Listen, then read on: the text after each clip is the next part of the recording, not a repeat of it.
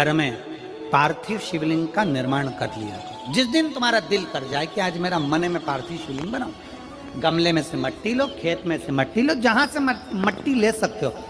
घर के बाहर कोई गमला हो, बगीचा हो, शहरों में जमीन पर कहाँ मट्टी ढूंढने जाओगे, तुम्हारे जो गमले लगे रहते हैं उसमें से मट्टी ले लो, पर छोटा सा पार्थिव शिवलिंग का निर्माण।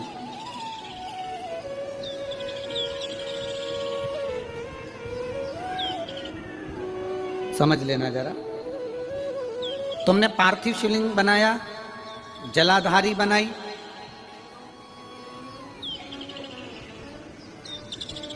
पूजन कर लो जिस दिन तुम्हारा मन करे।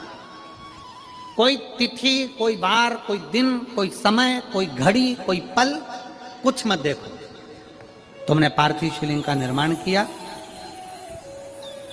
3 आखा चावल, 3 अक्षत।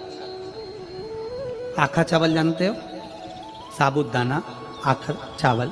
3 चावल के दाने, एक गणेश जी की जगह, एक अशोक सुंदरी की जगह, एक षडानंद कार्तिकेय जी की जगह। 3 चावल दाने। 3 दुर्वा, एक गणेश जी की जगह, एक अशोक सुंदरी की जगह, एक षडानंद कार्तिकेय जी की जगह। 3 बेलपत्र, जहां पर माता पार्वती जी का आपने ये जलाधारी बनाई है, उसी जलाधारी पर यहां से पानी बहता है, इसके ठीक विपरीत में यहां 3 बेलपत्र, तीनों रख दीजिए।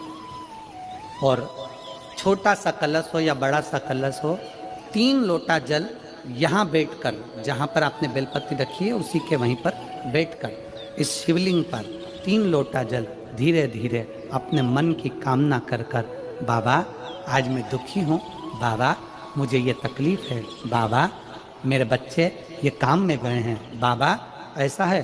3 लोटा जल बाबा को धीरे धीरे अपने भाव कहकर, फिर तुम्हारे पास में जो पूजन का सामान हो वो चढ़ाकर बाबा की आरती कर कर दिया लगा दो। जब दिया ठंडा हो जाए उस शिवलिंग का विसर्जन कर दो। आप पाओगे, आपने अगर 2 या 3 बार कभी भी तुम्हारा मन करा कर लिया, आपको खुद लगेगा कि मेरे घर में संपदा कैसे बढ़ रही है और कार्य कैसे सिद्ध हो रहा है।